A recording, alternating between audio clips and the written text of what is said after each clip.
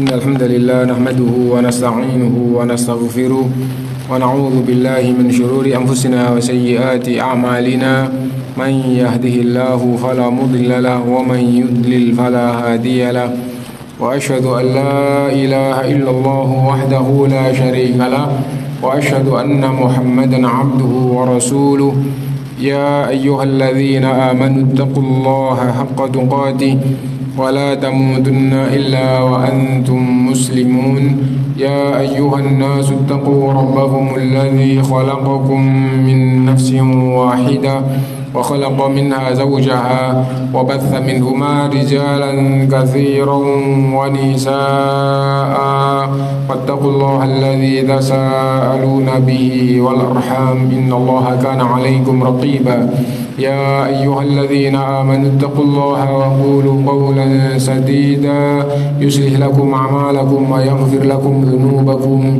ومن يطع الله ورسوله فقد فاز فوزا عظيما أما بعد فإن أصدق الحديث كتاب الله وخير الهدي هدي محمد صلى الله عليه وسلم وشر الأمور محدثاتها وكل محدثة بدعة وكل بدعة ضلالة وكل ضلالة في النار.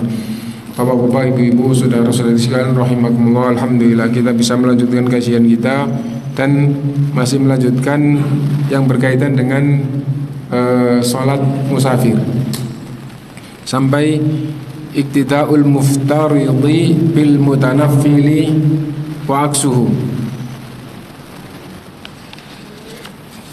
Musafir sudah berlalu ya, ini berkaitan dengan jamaah gitu.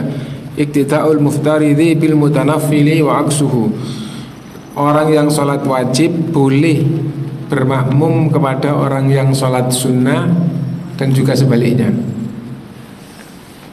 Sholat wajib jadi makmum, imamnya sholat sunnah, dan juga sebaliknya imamnya sholat sunnah,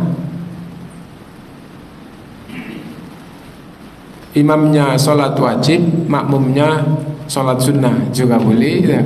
Imamnya sholat wajib, makmumnya sholat sunnah juga boleh. Imamnya sholat sunnah, makmumnya sholat wajib juga boleh. Sebelum kita baca, gambarannya seperti apa? Imamnya sholat wajib, makmumnya sholat sunnah. Ketika Rasulullah bersama para sahabat sudah selesai sholat, datanglah seorang yang masuk masjid. Lalu Rasulullah SAW bersabda, siapa yang mau sedekah sholat bersamanya? Akhirnya ada sahabat yang sholat dengan yang baru masuk tadi itu, jadi jamaah gitu ya. Nah, yang ikut sholat dengan orang yang masuk tadi sudah sholat bersama Rasulullah. Dia sholat lagi berarti sudah sholat lagi, itu sunnah sebagaimana hadis Rasulullah kepada dua pemuda yang asalnya nggak ikut sholat karena sudah sholat di jalan. Kalau kamu di masjid jamaah sedang sholat, kamu harus ikut lagi dan akan dijadikan oleh Allah sunnah. Jadi waktu itu sholat asar gitu. Rasulullah bersama para sahabat sholat asar jamaah. Nah, ada yang datang nggak ikut masuk, nggak ikut sholat, masuk masjid nggak ikut sholat. Dia pemuda musafir dari jauh karena sudah sholat duhur sama asar di jalan. Begitu salam, dua itu dipanggil, kenapa nggak ikut sholat? Lalu dua pemuda itu menjawab, sholaina fi rihalina ya Rasulullah, kami sudah sholat di perjalanan wahai Rasulullah. Nah, lalu Rasulullah SAW menjawab gitu, nggak boleh nggak ikut sholat. Kalau kamu sudah sholat di jalan, kamu sampai di masjid sedang sholat, maka kamu harus ikut dan Allah akan menjadikan sebagai sholat sunnah. Jadi sholat lagi, jadi asar ya ikut bermakmum 4 rakaat, tapi dijadikan oleh Allah sebagai sunnah. Nah, dan itu makmumnya, seandainya dia itu sholat makmumnya sunnah, imamnya sholat wajib. Lalu yang tadi kita katakan, Rasulullah bersama para sahabat, datang satu sahabat masuk. Ternyata Rasulullah menyampaikan siapa yang mau sedekah sholat bersamanya. Akhirnya ada yang sholat bersamanya gitu, jadi makmum. Imamnya sholat wajib, makmumnya sholat sunnah. Diketahui dari mana imamnya itu sholat wajib? Karena kalau sholat sunnah tidak dibutuhkan jamaah. Tahiyatul masjid, sholat wudhu, sholat tidak dibutuhkan jamaah. Sendirian memang sholat sunnah itu sendirian. Lah ini Rasulullah SAW memberi tawaran kepada sahabat, siapa yang mau sedekah. Kenapa kok dikatakan sedekah? Karena akhirnya dia jadi jamaah. Nah, jadi imamnya sholat wajib, makmumnya sholat sunnah. Sekarang yang imamnya sholat sunnah, beberapa kali juga telah kita sampaikan itu bahwa ada sahabat yang sholat jamaah bersama Rasulullah, pulang sholat lagi dengan keluarganya jadi imam. Dia sudah sholat lagi.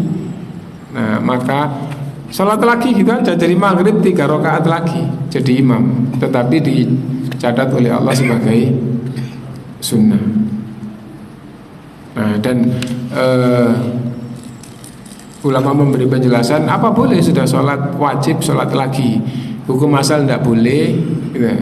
Tapi menjadi boleh jika ada sebab yang dibenarkan.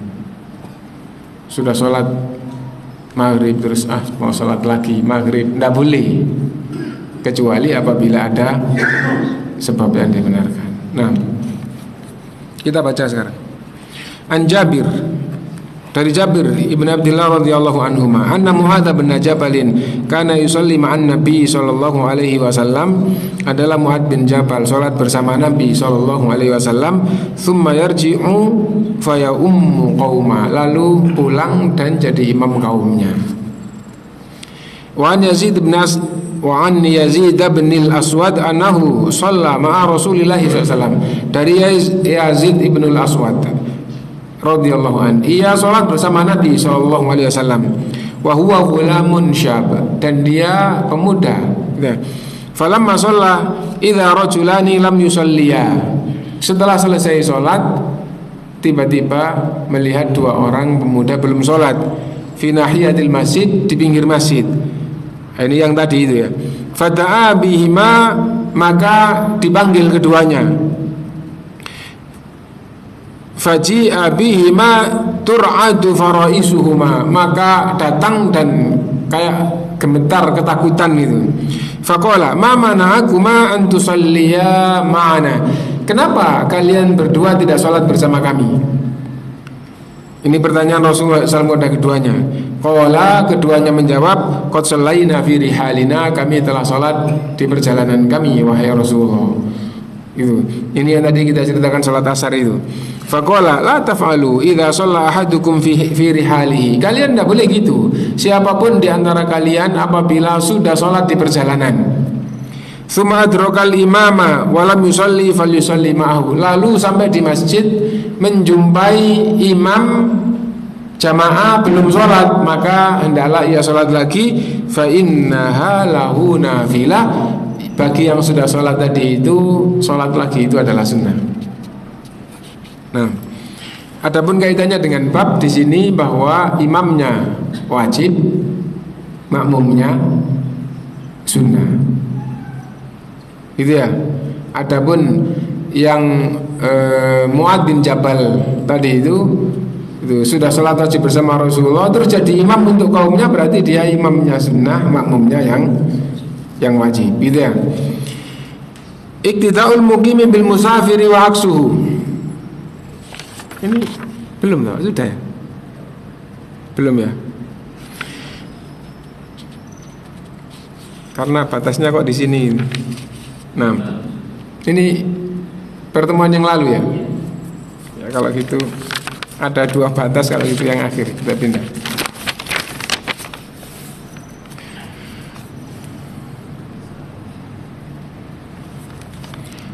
Berarti itu sudah kita baca judul-judulnya aja sambil murajaah ya.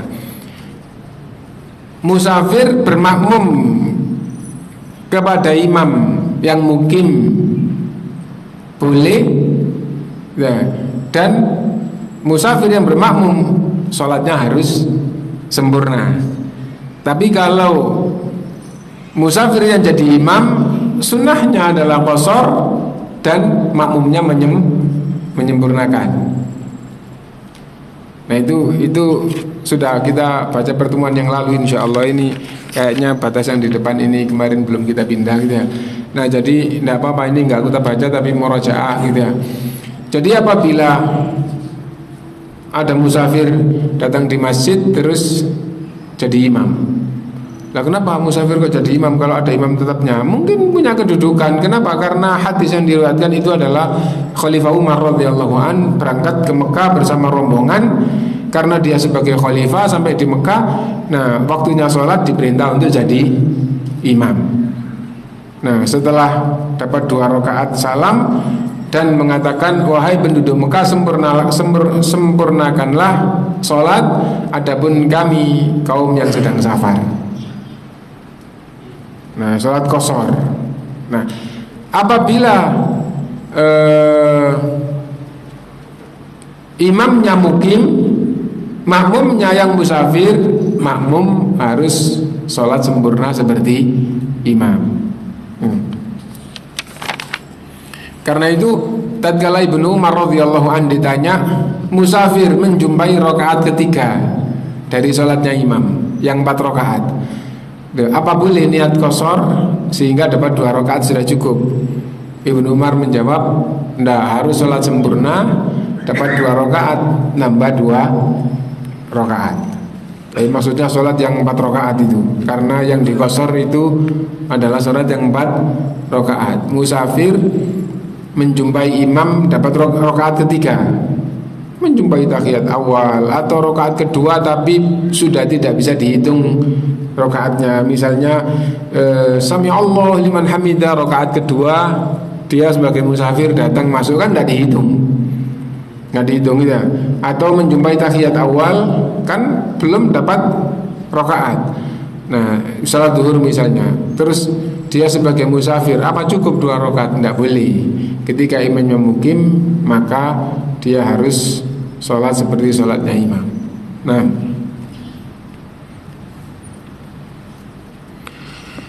kemudian bab berikutnya, apabila imamnya sholat sambil duduk, makmumnya apa?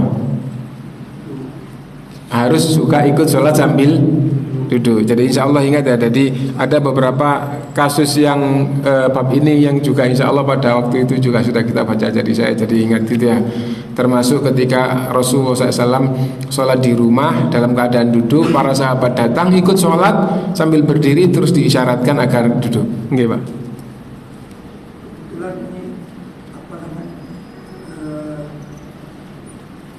Ada persamaan kasus dalam salah satu perjalanan. Saya mampir di rumah makan turun, saya istirahat. Kebetulan ada musolanya di situ, sehingga saya sholat dengan anak saya kosong. Asar 2 rakaat nih, jamaah qashar. Pada saat sholat tiba-tiba ada jemaah ikut juga. Saya sholat qashar, lanjut asar, selesai saya ditegur. Seharusnya kalau Anda sholat qashar, dia sholat biasa kayaknya, 4 rakaat. Seharusnya Anda kasih tahu saya, beri kode begini gitu ya, bahwa saya qashar, dia 4 rakaat, artinya dia nggak boleh bermakmum ke yang sedang qashar gitu. Sedang qashar. Kalau menurut apa tadi yang dikisahkan tadi, yang disampaikan dalam, kalau itu hadis, nah itu adalah kisah dari zaman Nabi, maka sebetulnya kan boleh. Artinya saya qashar terus orang yang sholat makmum biasa, sholat biasa kan boleh menjadi imam. Artinya kan seperti itu. Kalau dia menegur saya misalnya bahwa itu salah, kira-kira ada nggak hadisnya yang menggambarkan bahwa saya seharusnya memberikan kode seperti ini gitu. Bahwa yang wajib itu nggak boleh ikut yang qashar. Nggak ada itu. Jadi musafir boleh jadi imam, boleh jadi makmum, mukim boleh jadi imam, boleh jadi makmum. Dalam hal ini di semua pembahasan ulama itu tidak ada larangan, tidak ada larangan. Kalau berkaitan dengan wajib dengan sunnah, ada pendapat yang sholat wajib tidak boleh bermakmum dengan imam yang sholat sunnah, tapi itu lemah. Itu lemah gitu. Nah ini biasanya kalau belum taklim itu terjadinya di bulan Ramadan. Ketika dia datang terlambat karena belum sholat isya, sholat sendiri.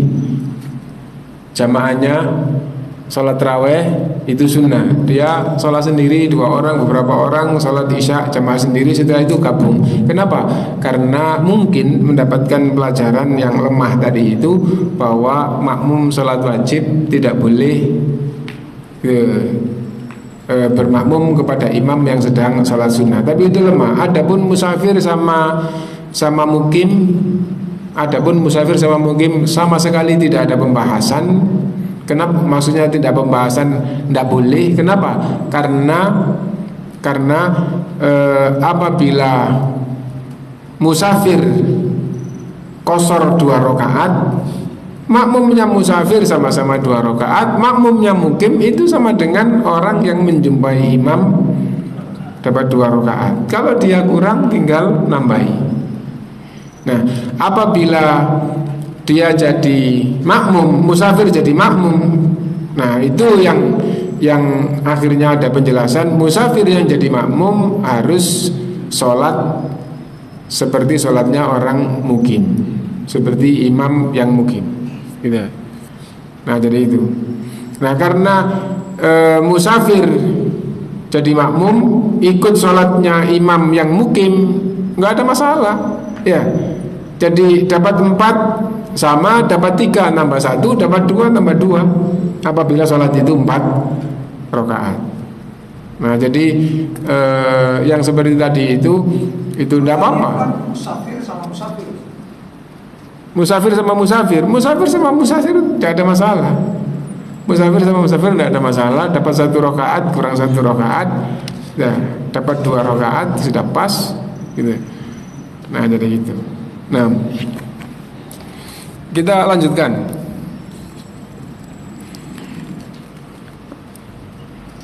Makmum apabila cuma 1 sama-sama laki-laki persis di sebelah kanannya. Sudah insya Allah ingat kita ya. Jadi apabila makmumnya cuma 1, persis sholat di sebelah kanan imam, lurus ya, lurus di sebelah kanan imam. Hadisnya yang pertama yang kita baca waktu itu, yaitu Rasulullah SAW sholat malam, Ibnu Abbas bermalam di rumah bibinya Maimunah istri Rasulullah. Terus Rasulullah sholat malam, dia ikut di sebelah kirinya, sama Rasulullah ditarik ke sebelah kanannya.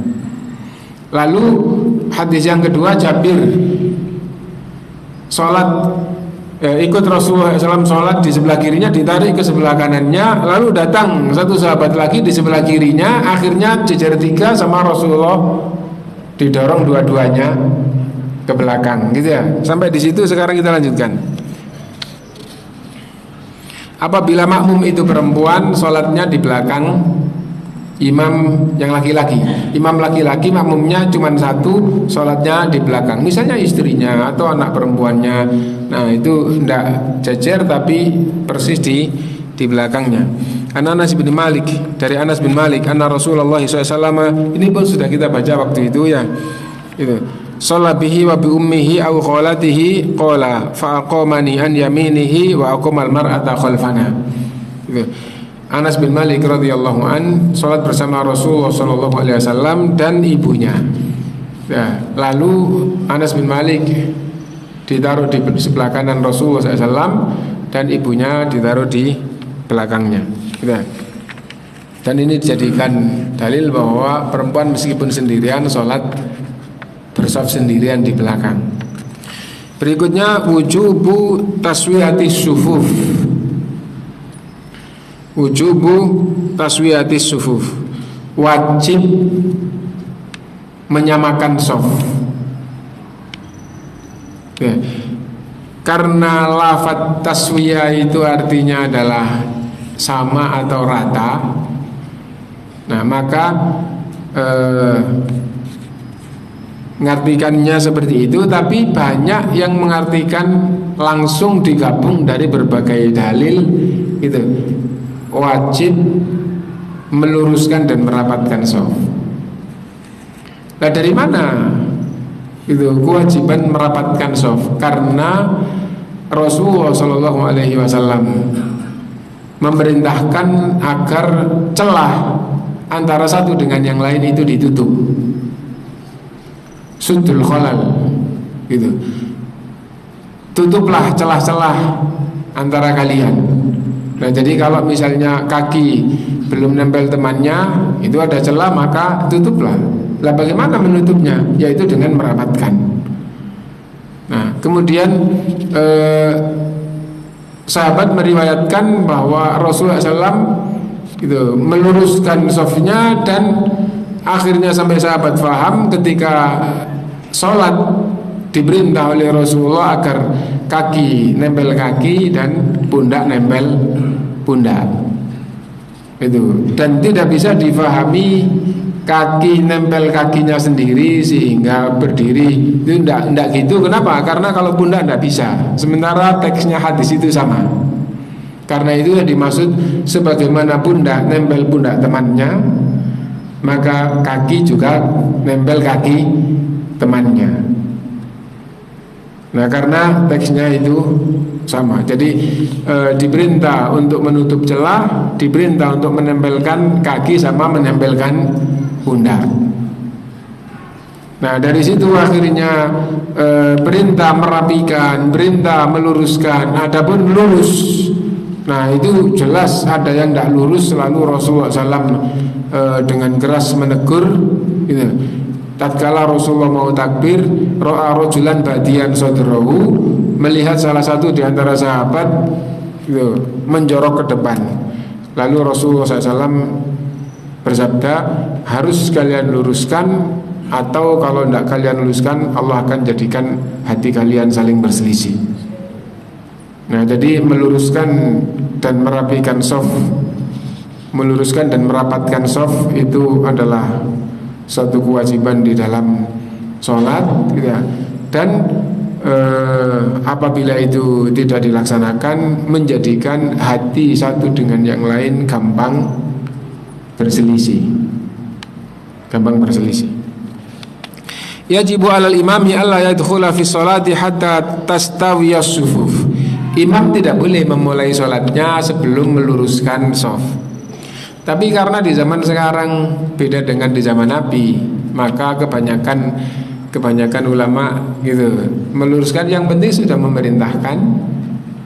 Adapun makmum itu tidak melaksanakan, itu kemampuannya hanya sekedar lisan, gitu ya. Nah, karena itu imam itu dikatakan paling tidak menyampaikan dengan lisan. Nah, nanti ada yang nggak lurus, nggak rapat, nggak diluruskan dapatkan, ya barangkali masuk di dalam bab man ra'a minkum munkaran falyughayyirhu bi yadihi fa illam yastati fa bi lisanihi fa illam yastati fa bi qalbihi wa dzalika adhaful iman. Yang melihat kemungkaran harus merubah dengan kekuatannya, tidak mampu menyampaikan dengan lisannya. Dengan lisan tidak mampu, paling tidak harus dengan hatinya, dan dengan hati itu adalah selemah-lemah iman. Nah, wa ya'muruhum bidzalik. Imam harus memerintahkan kepada makmumnya untuk meluruskan dan merapatkan. Wa ayyaliyat taswiyah bi nafsihi aw ya'muru man yusawiyaha. Dan boleh meluruskan sendiri dan boleh memerintahkan orang lain untuk meluruskan. Artinya apabila meluruskannya itu sampai pada tingkatan gitu, dengan tidak sekedar dengan lisan, tapi harus betul-betul atau betul-betul dengan praktek yang nggak rapat, nggak lurus, didatangi terus disuruh rapat, disuruh lurus, ya boleh sendiri sebelum mulai, dan boleh nyuruh yang lain agar Itu dia meluruskan dan merapatkan saf yang lain. Itu maksudnya di sini. An Anas radhiyallahu anhu qala Rasulullah SAW sawwu sufufakum fa inna taswiyatas saffi min tamamis shalah. Luruskan saf-saf kalian karena lurusnya saf itu adalah kesempurnaan salat. Wa Nabi Mas'ud, dan dari Abi Mas'ud qala kana Rasulullah SAW yamsahu manakibana fis shalah wa yaqulu istawu wa la takhtalifu fatakhtalifa qulubukum. Rasulullah SAW memegang pundaknya Ibnu Mas'ud radhiyallahu an dan itu mengucapkan itu luruskan dan jangan berselisih yang mengakibatkan hati kalian akan berselisih. Wa an Nu'man bin Bashir qala, dan dari Nu'man bin Bashir radhiyallahu anhu berkata, kana Rasulullah SAW yusawwi sufufana. Rasulullah SAW langsung melaksanakan atau meluruskan saf-saf kita, hatta ka'annama yusawi bihal kita, sampai seolah-olah meluruskan anak panah, hatta ra'a anna qad aqalna anhu, sampai akhirnya Rasulullah faham kami ngerti. Rasulullah faham kami ngerti bahwa sebelum mulai kita harus lurus dan rapat, gitu ya. Summa kharaja yauman faqama hatta kada yukabbir. Pada suatu hari Rasulullah keluar dari rumahnya terus menuju ke imam, hampir takbir. Fara'a rajulan badiyan sadrahu, melihat orang ada yang dadanya menonjol ke depan. Minas sofi, dari sofa. Qala ibadallah la tusawwunna sufufakum aw la yukhalifannallahu baina qulubikum baina wujuhikum. Wahai hamba-hamba Allah, harus kalian luruskan saf kalian, kalau tidak Allah akan menjadikan kalian akan saling berselisih. Wa an Ibnu Umar radhiyallahu anhuma anna Rasulullah sallallahu alaihi wasallam qala aqimus sufuf, luruskan saf-saf, wa hadhu bainal manakibi, dan tempelkan pundak-pundak, wa suddul khalal, dan tutup celah-celah. Gitu. Nah, menutup celah itu seperti apa? Gitu. Yaitu pundak merapatkan ke pundak yang lain, kaki merapatkan ke kaki yang lain, gitu. Jadi itu.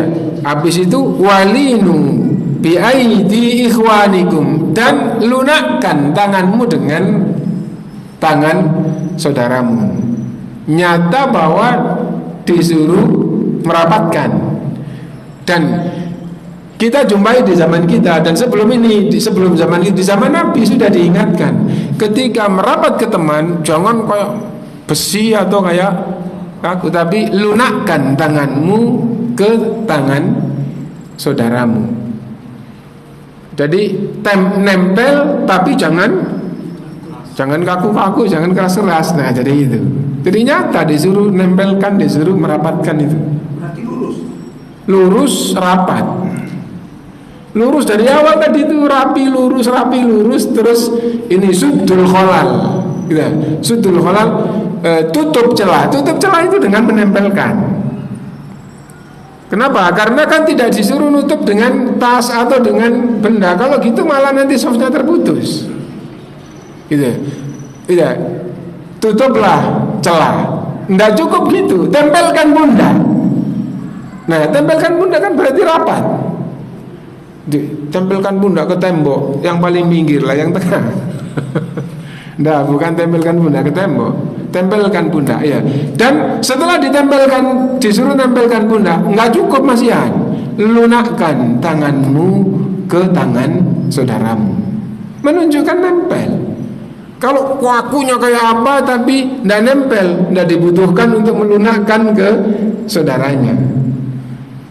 Nah, jadi itu. Sebentar, kurang dikit, Pak. Walinu bi aidi ikhwanikum, lunakkan tangan-tangan kepada tangan-tangan saudaramu. Wala tadharu furujatin lisyaitan, dan jangan biarkan celah, karena akan ditempati syaitan. Nah, ada jamaah di Surabaya ini, di masjid lain, yang ketika kita baca ini tidak masuk akal, gitu, ya, tidak masuk akal. Kenapa? Karena di dalam dalil itu syaitan itu masuk manusia melalui jalan darah. Lah sekarang kok kalau ada celah itu untuk syaitan, kan gitu ya. Nah, jadi gimana ini? Oh, gampang saja, Pak, gitu. Hadis yang ini yang tidak diterima atau yang itu yang tidak diterima? Lah, semen milih yang mana? Nah, jadi itu aja ya. Nah, jadi kalau Bapak milih yang itu, ini nggak diterima, berarti Bapak termasuk orang yang milih mana yang cocok diterima, yang nggak cocok nggak diterima, dan itu ada ayatnya. Afatu'minuna bi ba'dil kitabi wa takfuruna bi ba'din. Apakah kamu kufur dengan sebagian dalil dan beriman dengan sebagian yang lain?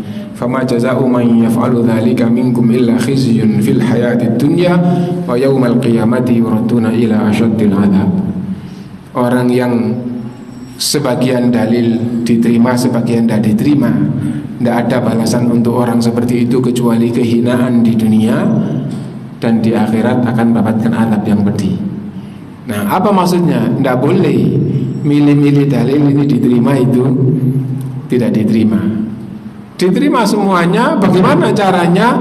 Apabila kita menilai gak ketemu, gitu. Kita bukan ulama mujtahid, tidak. Kita diperintah ikut generasi awal seperti apa, tabi'in seperti apa, tabi'ut tabi'in, Imam Abu Hanifah, Imam Malik, Imam Syafi'i, Imam Ahmad.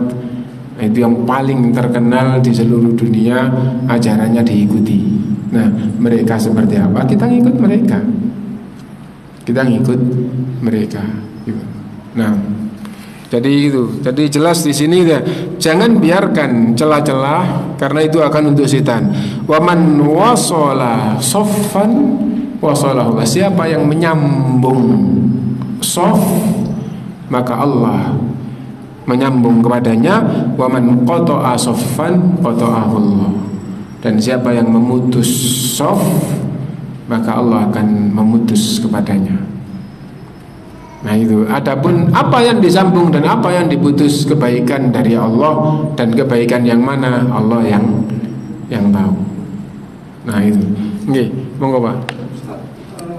Selama ini kan pemahaman kita yang namanya makhluk itu pakai bab di depan, makhluk di belakang. Kalau yang terakhir itu kan nempel kakinya depan di ujung kaki belakang. Itu sebetulnya pemahaman itu dari mana? Apa memang gak ada dasarnya? Apa dasarnya itu? Ini kan apa? Ya pemahaman orang-orang. Setahu saya orang-orang dulu yang namanya makmum, imam di depan, makmum di belakang. Terus yang terakhir kaki depan, apa di ujung depan itu di kaki ujung belakang imam. Sekarang ini kan sama kata Ustaz. Terakhir ini, ayat terakhir. Yeah. Itu pemahamannya gimana ceritanya masa yang lalu itu, sampai ada pemahaman secara umum yang seperti itu gitu. Jadi makmum di belakang itu apabila dua atau lebih, imam laki-laki, makmum laki-laki. Apabila makmum itu dua atau lebih, itu di belakang.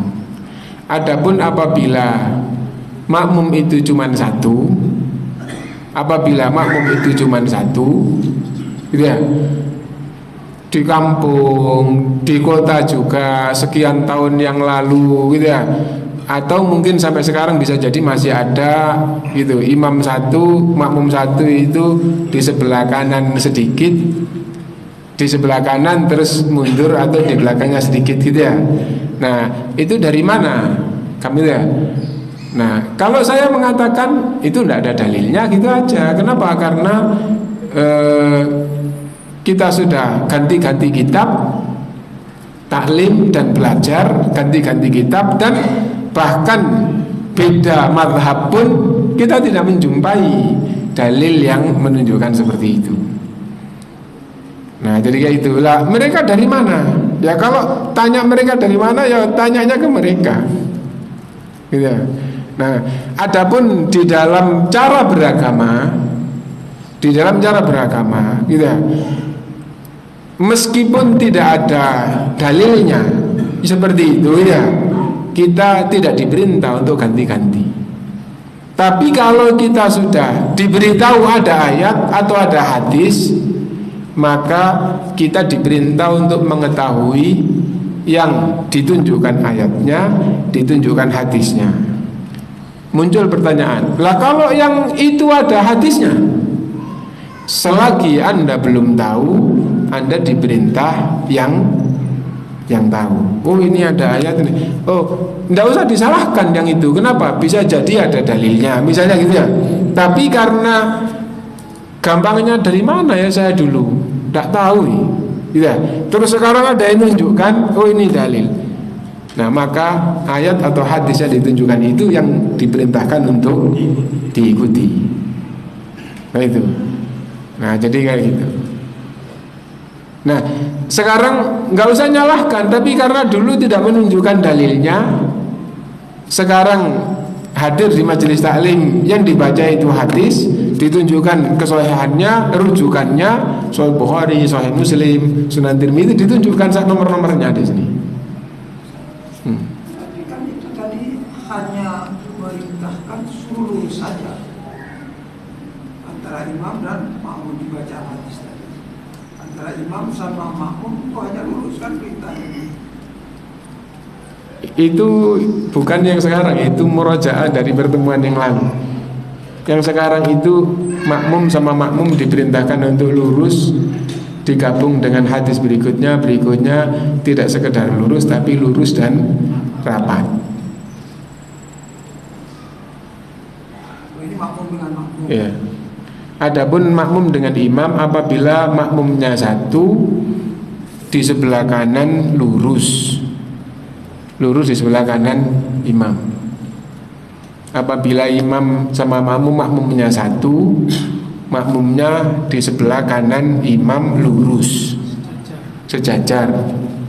Ya. Nah, jadi gitu. Dan itu murojaah pertemuan yang lalu, gitu ya. Hadisnya tidak satu. Hadis yang pertama Ibnu Abbas, gitu ya, sendirian. Dari dia bermalam di bibinya, yaitu Maimunah. Bibinya itu istri Nabi SAW, gitu ya. Malam-malam Nabi bangun sholat, akhirnya Ibnu Abbas ikut sholat, berdiri di sebelah kirinya, sama Rasulullah ditarik di sebelah kanannya lurus. Nah, itu. Hadis yang kedua bukan Ibnu Abbas, kasusnya Jabir radhiyallahu an melihat Rasulullah sholat, akhirnya bermakmum di sebelah kirinya, ditarik juga oleh Rasulullah sebelah kanannya. Ketika kayak gitu, datang satu sahabat lagi di sebelah kirinya, akhirnya berjejer tiga sama Rasulullah, dua-duanya dipegang terus didorong ke belakang, dirapatkan. Nah, jadi kalau makmum itu satu, lurus di sebelah kanan. Kalau makmum itu dua atau lebih, itu di belakang.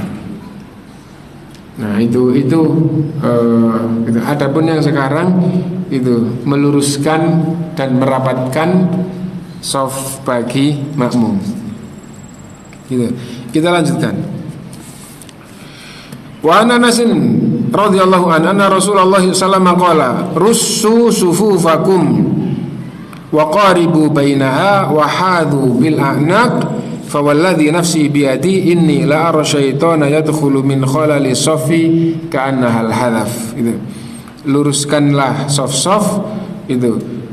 Nah, dekatkan, tempelkan pundak-pundak, demi zat yang jiwaku ada di tangannya, diperlihatkan kepadaku setan masuk di sela-sela shaf seperti anak kambing. Nah, setan wujud aslinya kita tidak tahu, gitu ya. kita tidak tahu. Dan Rasulullah SAW diperlihatkan seperti itu, bisa jadi itu wujud aslinya, bisa juga bukan wujud aslinya. Nah, sedangkan ayat bahwa manusia bisa jin bisa melihat manusia, manusia tidak bisa melihat jin. Nah, kalau setan di sini itu maksudnya adalah iblis atau keturunannya, maka dia dari bangsa jin. Hanya itu. Kaifa tusawwa as-sufuf, bagaimana saf itu diluruskan? Bagaimana saf itu, bagaimana meluruskan saf itu gitu. An Anas radhiyallahu anhu Nabi sallallahu alaihi wasallam qala aqimu sufufakum. Nabi SAW berkata gitu, tegakkan saf-saf kalian. Tegakkan maksudnya adalah luruskan ya, luruskan saf-saf kalian. Fa inni arakum min wara'i dhahri, diperlihatkan kepadaku dari belakangku. Apa maksudnya? Rasulullah menghadap ke depan, tapi Rasulullah diperlihatkan oleh Allah seperti apa saf di belakangnya. Wa kana ahaduna yulziku mankibahu bimankibi sahibihi, dan kita menempelkan pundak ke pundak teman ya. Wa qadamahu bi qadamihi, menempelkan kaki ke kaki teman. Nah, itu bukan urutan, ini memberitahukan pundak kita nempel pundak teman, kaki kita nempel kaki teman. Ada yang nempelkan kaki terus pundaknya enggak? Iya, pundaknya ini kaki aja. Bagaimana caranya supaya kaki sama pundak itu nempel gitu ya? Apabila kakinya nempel dan pundaknya enggak, maka itu kelebaran kakinya. Kalau pundaknya nempel kakinya kok enggak, kakinya kurang lebar. Jadi gitu. Nah, apabila pundaknya tidak sama, yang penting fattaqullaha mastata'tum, bertakwalah kepada Allah semampumu. Nah, jadi gitu. Nah,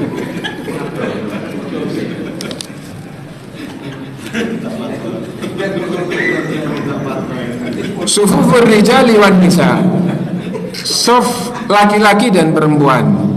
Qala Rasulullah SAW, khairu sufufir rijali awwaluha wa syarruha akhiruha wa khairu sufufin nisa'i akhiruha wa syarruha awwaluha. Sebaik-baik saf laki-laki adalah yang paling depan, dan yang paling belakang itu yang paling jelek. Dan sebaik-baik saf perempuan adalah yang paling belakang, dan yang paling depan dari perempuan itu adalah yang paling jelek. Ada faedah di hadis ini gitu, bahwa saf perempuan itu di belakang, saf laki-laki di depan. Karena itu ulama ada yang mengungkapkan kullama zadal qurbu zatasyarr, laki perempuan semakin tambah dekat semakin tambah jelek. Ya, jadi saf laki-laki yang paling jelek itu belakang, saf perempuan yang paling jelek yang paling depan. Kullama zadal qurbu zatasyarr, semakin tambah dekat semakin tambah jelek. Itu di dalam sholat.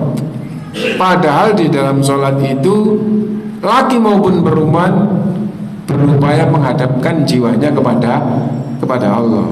Lalu bagaimana kalau itu bukan di dalam sholat? Nah gitu ya. Nah jadi ya itu. Nah sekarang di masjid kita ini saf perempuan di sebelah kanan. Ya mungkin karena masjidnya posisinya kayak gini, mudah-mudahan ini adalah darurat gitu aja ya, gampangnya gitu. Tetapi pelajaran tetap pelajaran. Pelajaran tetap pelajaran. Nah ini kan pelajaran. Ini kita bukan enak-enakan, wah usulnya enak, top, luar biasa. Bukan itu, kita itu bukan enak-enakan. Kita baca hadis. Kita baca hadis bahwa ini adalah pelajaran yang diajarkan oleh Rasulullah SAW. Mungkin itu, dan tadi sudah dengar Isya ya, kita karena soal jawabnya juga sambil berjalan ya, kita akhiri subhanakallahumma bihamdika Asyhadu an la ilaha illa anta astaghfiruka wa atubu ilaik. Walhamdulillahirabbil alamin. Wassalamualaikum warahmatullahi wabarakatuh.